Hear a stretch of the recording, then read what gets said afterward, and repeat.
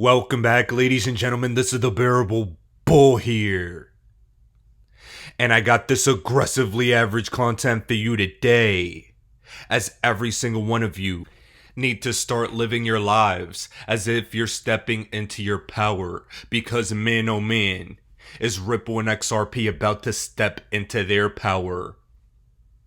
The biggest development, in my personal opinion, that we've seen in regards to the SEC versus crypto just happened yesterday. And let me explain to you what just happened and why it is so absolutely monumental and why XRP is going to be moving forward as a non-security. LBRY lost the case against the SEC. However, John Deaton filed an amicus brief supporting LBRY. And because of that, he was able to go in front of the judge, and he was able to get clarity on secondary market sales of LBRY. Jeremy Hogan stated that SEC admitted on the record that the LBRY token itself is not a security. John Deaton went in front of the judge and forced this out of their mouths. He got 100% clarity to ensure that secondary market sales moving forward of this specific crypto token is not a security. And as a direct result, we see the parabolic run that the LBRY token went on.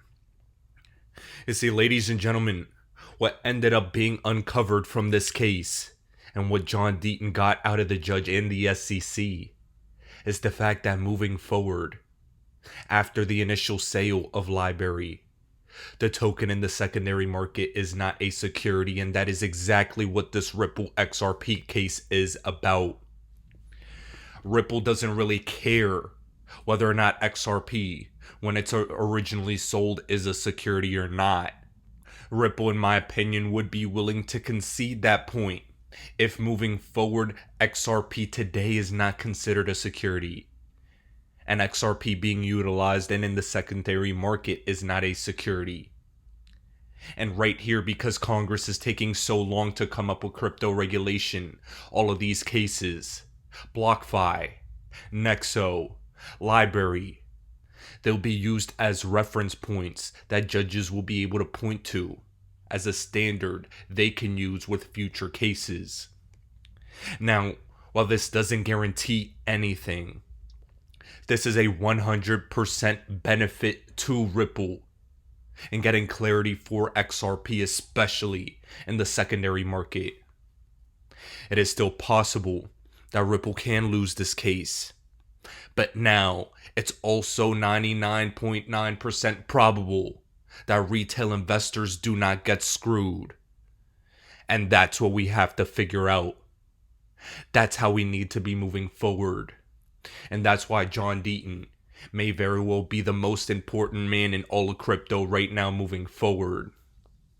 John Deaton just did a massive service for the entire industry and isn't getting the thanks he deserves. But I'll thank you, my friend. You're an absolute legend. And what I need all of you to do is listen to him go on about exactly why this is so important. This was a video posted by Crypto Eddie. And thank you to Crypto Eddie and John Deaton for the massive service that's being done.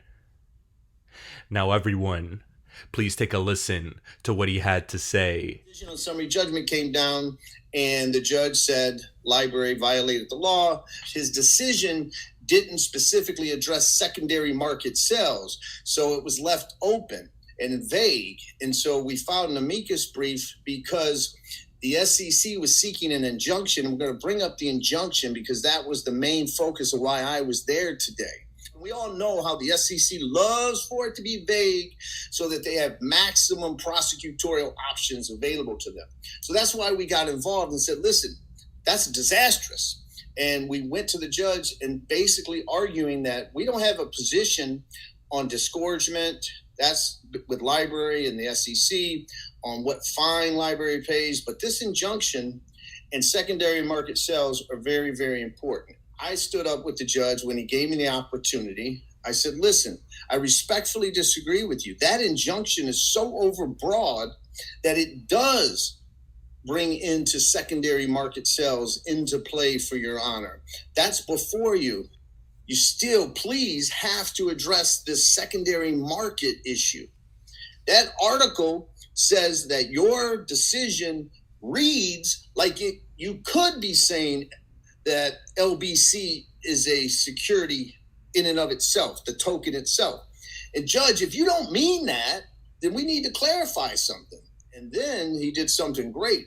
He basically looks over at the SEC and says, you agree, right, with him that, imagine that. I want everybody to imagine that a judge looking over at the SEC attorney saying, you agree with Deaton, right?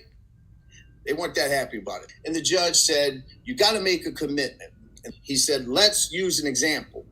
And he said, LBRY sold to an investment club who took the LBC and put it in cold storage, a direct sell. The judge said, I found that to be an unregistered securities offering. And you agree with me, right, SEC? And they go, yes. Then the judge said, but if Flipside sells it to someone else in the secondary market, independent of LBRY, you got to agree that that's not, my order doesn't apply to that scenario. And that's the victory that we got. The SEC had to concede that on the record in real time. Then he looked at me and said, amicus, he goes, I'm going to make it clear that my order does not apply to secondary market sales. The devil's in the details. When we see his decision, we'll know how successful this has been or not successful. There'll be a transcript, so everybody will get to read everything that I've been saying. There'll be more detail, obviously, in it. This hearing today, if you think we're getting regulations from Congress soon, then this hearing's irrelevant, right? Because Congress will give us our clarity. If we're not going to get any clarity from Congress, there's not going to be some legislation that says something that defines a security or not a security, if the CFTC has it or whoever. If we're not going to get that for a couple of years, then this hearing was extremely important. And every hearing in crypto will be important because that's the only clarity we will get. So if we get it in writing, like the judge said today, that this decision is only about when LBRY sold to a specific person on a specific day, the token's not a security, and secondary market sales are not in play because there are people using this technology, that is a huge victory. You take your victories when you can get them. And then nowadays, when we can get any victory in crypto, when we have a war against crypto, you take it. And, I wish Jeremy Kauffman and LBRY the best. They were valiant fighters. And I should say that when that transcript is released, you saw a little bit of it tonight. When it's released, it should go to every one of the senators and congressmen on the banking committees and the financial services committee, because it is powerful. It is an American entrepreneur standing up and saying, okay, we lost, I'll accept it, but tell me how I can now do this and comply. And the answer is we don't give guidance. And so everybody have a good night. Now, ladies and gentlemen, I hope every single one of you understands how important John Deaton's role and LBRY's role have been against the SEC. The entire crypto industry needs to thank both LBRY for suffering at the hands of the SEC and John Deaton for getting clarity on those secondary market sales, as I think it's going to be an important thing that comes into play, especially in this XRP case. And because we have this clarity, I personally believe that XRP in the secondary market moving forward for retail investors will be deemed non-securities. Whatever happens as far as Ripple's ability to sell XRP is none of our business, and I do not care. But what we need to be rooting for is for XRP to not be a security moving forward. In addition, guys, because of this, the very real possibility of once the judge makes a decision for exchanges to begin relisting XRP is on the table. and extremely high price valuations for XRP due to its price suppression during this case is possible as well. I believe it's very likely over the next couple months we'll see some more positive price action in the crypto market, specifically for altcoins.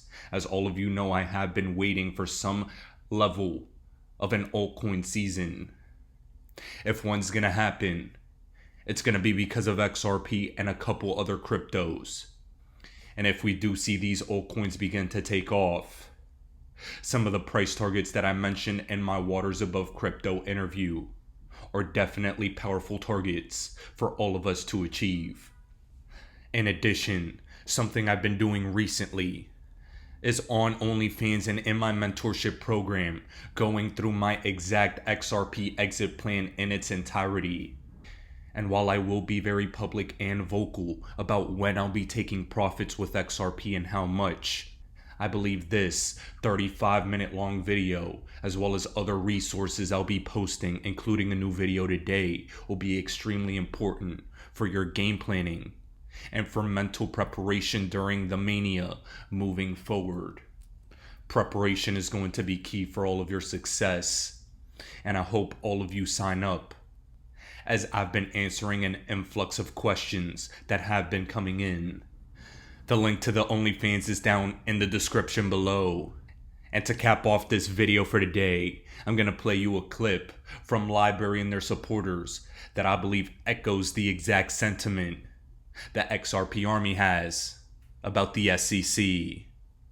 Fuck the SEC! Ladies and gentlemen, this is the Bearable Bull here. Thanks for tuning in. As always, I appreciate every single one of you.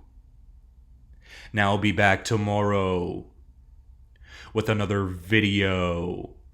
Why do I hold XRP? Because Ripple's the chosen one to lead the new global digital payment system, and they use XRP. In 2013, the Federal Reserve began looking for faster payments options. 2 years later, an action plan was born and a federal payments task force was created. It included one company focused on crypto, Ripple. In 2014, the World Bank and Better Than Cash Alliance, which includes the Bill and Melinda Gates Foundation, Clinton Global Initiative, and the governments of 32 countries, put out a report called The Opportunities of Digitizing Payments. 1 year later, the Better Than Cash Alliance featured one crypto company on their website, Ripple. Today, Better Than Cash Alliance and all other UN initiatives are focused on a single agenda, the Sustainable Development Goals for 2030. You can see the SDGs logo on Bill Gates' lapel, world-leading companies, the Better Than Cash Alliance website, and on the UN's official exchange, Exchange. What crypto is Exchange officially utilizing for their carbon credit solution? XRP. The world will move to a new international standard for exchanging electronic messages between financial institutions by 2025 called ISO 20022. Who was the first ISO 20022 member focused on distributed ledger technology? Ripple. Who's partnered with over 300 financial institutions, including Bank of America, American Express, PNC, Santander, SBI, HSBC, Standard Chartered Bank, Bank of England, India, Singapore, Scotland, Australia, and Indonesia, the largest banks in Japan, Canada, Egypt, the Middle East, United Arab Emirates, Thailand, Morocco, Bhutan, South Korea, Brazil, and Latin America? Ripple. Who is a former employee overseeing the Federal Reserve? Ripple. A former employee overseeing the world's largest asset manager, BlackRock's digital asset division? Ripple. Leading Australia's CBDC effort? Ripple. Who hired a former Treasury of the United States? Ripple. 2 former Federal Reserve attorneys to their board? Ripple. 2 former Clinton and Obama advisors, former Minister of Defense and Economics of Germany, former business director at Swift, former Swift board member, former CFO of PayPal, former head of the DTCC, former chief business officer at Uber, former VP of Amazon, and former SEC chair on their legal team? Ripple. Who's a member of the Digital Pound Foundation, Digital Dollar Project, Digital Euro Association, Mojaloop, IMF's high-level advisory board on fintech, Hyperledger Blockchain Consortium, Open Payments Coalition, Faster Payments Council, Global Payments Steering Group, Cross-Border Working Group, International Association for Trusted Blockchain Applications, Crypto Climate Accord, University Blockchain Initiative, World Wide Web Consortium, and a featured partner of the World Economic Forum with 3 members of their team directly listed on the WF website? Ripple. Now, does Ripple and XRP sound like they're going to disappear, or do they sound like they're part of a much bigger plan? You decide.